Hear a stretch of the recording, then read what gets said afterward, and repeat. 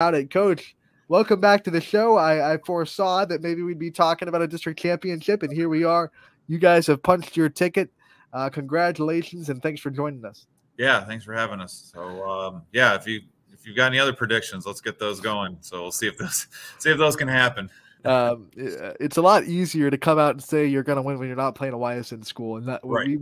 we're allowed to be favorites when it's a non-YSN school. Right. But let's talk about this game against Kirtland. Obviously, everyone saw that score against Philadelphia St. Joe's, and I think it made a couple of people shaking their boots a little bit and not really know, because we don't know about Kirtland that much as far as the girls' basketball side of things. You guys did not struggle like Philadelphia St. Joe's did. What went so well for you last night against Kirtland? I think first off, film never tells the true size and speed of players, and so that was the first thing that jumped out to me when they took the floor to warm up. Is they are a lot bigger, a lot longer than they looked on film. I think that was a concern. Watching them on film was okay. They've got some size and stuff, but seeing them come out.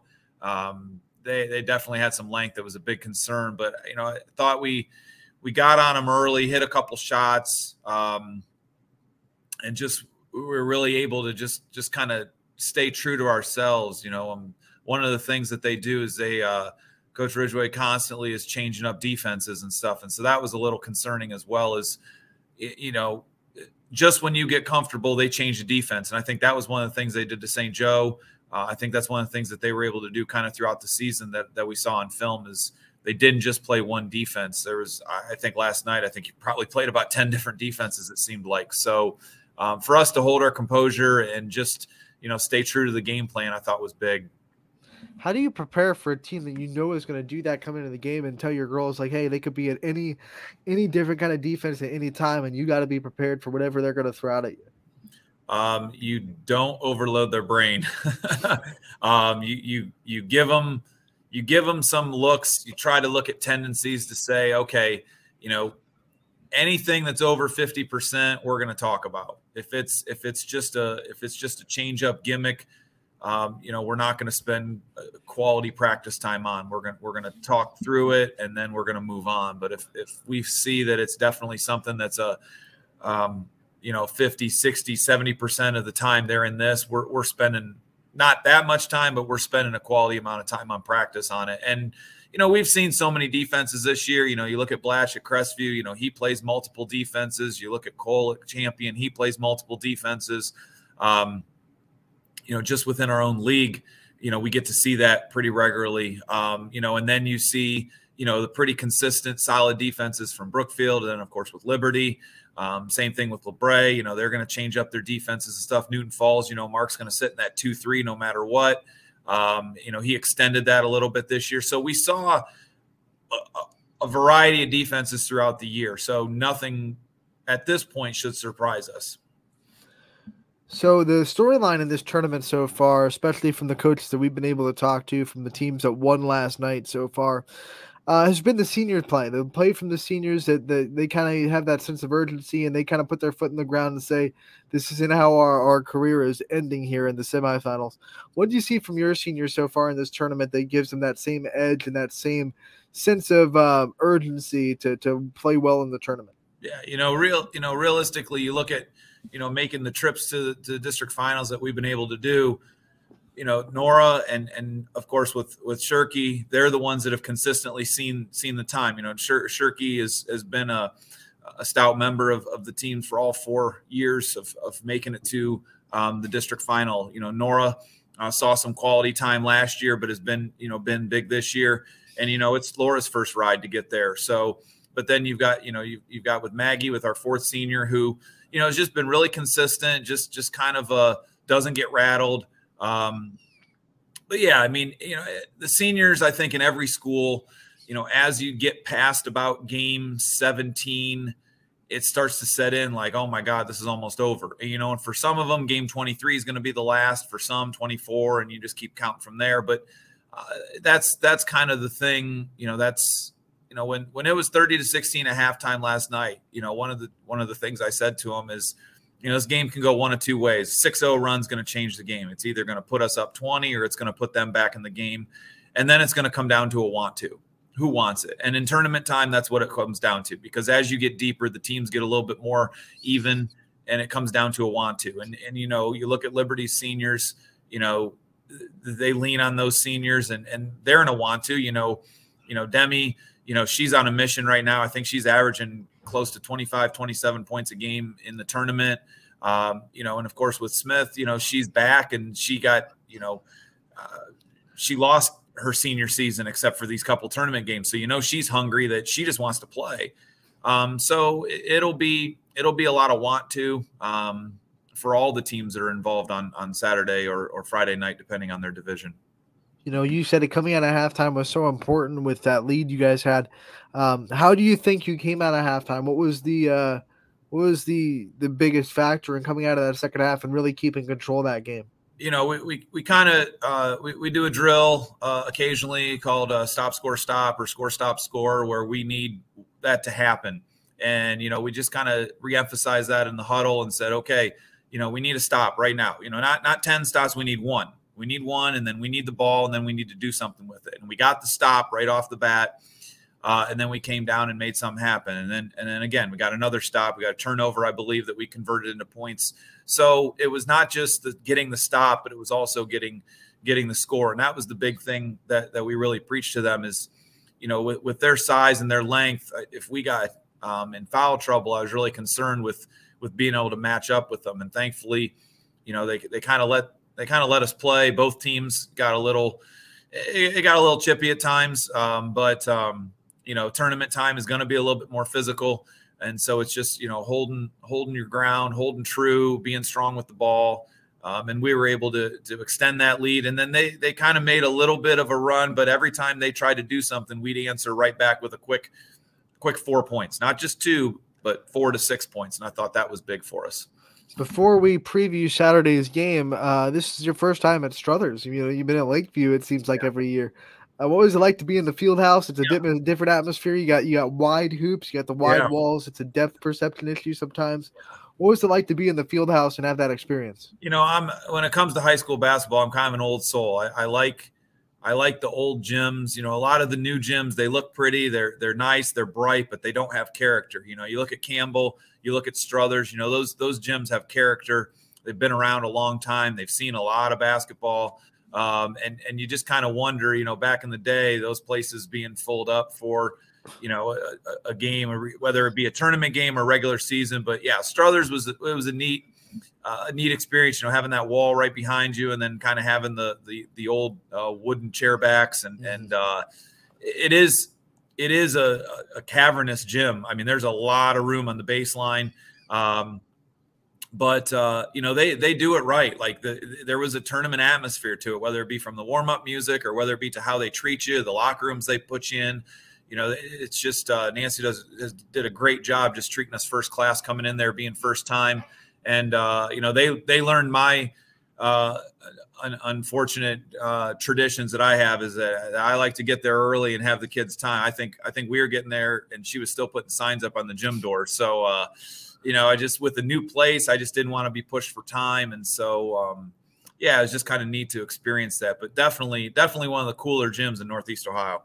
Was there ever an issue? Well, not an issue, but a worry about depth, like the depth of the shooting and how that would. Oh no, I don't even bring that up. So I'm not letting my girls watch this interview, because you're going to say that to them and it's going to go into their mind. They'll be like, you know, they already played it. They're good. It's right there. Well, you know, like back, we used to do occasionally. We used to go up to Rocket Mortgage when it was the Q and stuff. We used to go to Rocket Mortgage and play a game up there. And you know, I'd always tell them, you know, your first 5 shots need to be layups.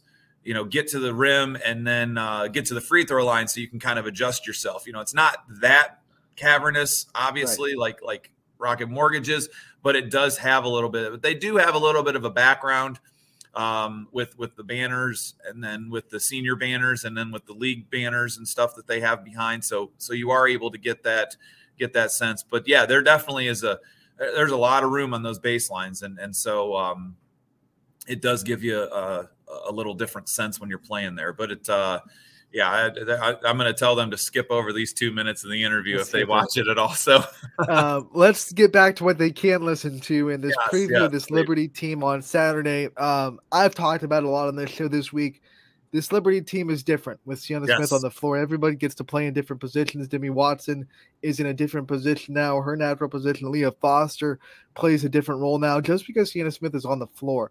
How do you prepare for that, considering you played them twice this year without her on the floor? Yeah, they're definitely a different team now. I really felt even at the tourney time, there were kind of some hints that she was going to come back for the tournament. Even when we played them the last time at our place, she said she was about 90% at that point. So it's like, she's going to see time. It definitely allows her players to play their, I guess you would say, more natural positions. You got to guard her. You can't just leave her out there. She's not 100%. You can tell that, but she's out there. She makes a difference even at 75%. She sees the floor really well. She gets a rebound and she allows Foster to just sprint down the floor and just get layups. She allows Demi just to kind of do her thing. And then, with the other guards, they're able to just get their shots. I think that they were underseeded. You cover the area. Our league's as good as any league. It's 5 teams deep. I don't care what the final record was, but it's 5 deep. And that gets them prepared. That gets them ready. And for them, I don't know how long she's been practicing with them. She's probably been practicing for over a month before she got the all clear. So it's not like they're all of a sudden, nope, here's a player that just showed up. I mean, she's been there doing drills, running the offense. And so when she was able to come in against Pie Valley and play, it wasn't any different for them. But she definitely allows them to do some different things, allows them to be a little bit more aggressive defensively because she kind of holds her ground in the middle of that zone. And then offensively, you can't sag off of her too much because, she's a set shooter now and she can hit those. Yeah, I mean, we've got our work cut out for us, and I don't really. I'm still trying to process how to attack them with her on the floor. When you match up the two teams and you see Liberty versus Garfield, and you played them twice with her on the floor last year, so you kind of understand what they look like with her on the floor. What do you think is like the biggest, I don't want to say concern, but the biggest thing that you see that, okay, we have to make sure we do this well against Liberty with the way we play, or it might be a long night? Transition defense. We can't let Foster get loose. Demi got in foul trouble at our place the second time we played, and she went off for 32 or something like that. And then when we played them last year when they were at full strength, I think it was a 3 or 4 point game at their place and a 3 or 4 point game at our place, and it was some transition. Losing Demi in transition, losing Foster. Smith hitting a couple big threes. It's going to be a great game. It's going to go back and forth, back and forth. I think that, I don't know how many areas have 2 defending district champs matching back up in the district final because of the cross districting this year and how the brackets worked. Not a lot of areas. I think there's a D2. I think Granville plays Bishop Hartley. I think that's two district champs that are playing each other in that game. So it doesn't happen very often. But both of us know what's needed. I think they have a little advantage that they've gone to Struthers before in the past, but we have 1 game under our belt now in that gym. They've got multiple games, shorter bus ride for them. That was one of the things, even with Kirtland, I think was an hour and a half plus bus ride for them. And it was about 50 minutes for us. So, just having that time to, process everything. I think on paper, it's a toss-up. I think, they've got scores, we've got scores. They've got defenders, we've got defenders. They've got a bench, we've got a bench. I think it's just going to be, I hate to be cliche, but the stars got to be stars. And that person that's not on either team's scouting report has got to do something, because I kind of feel like the stars will cancel each other out.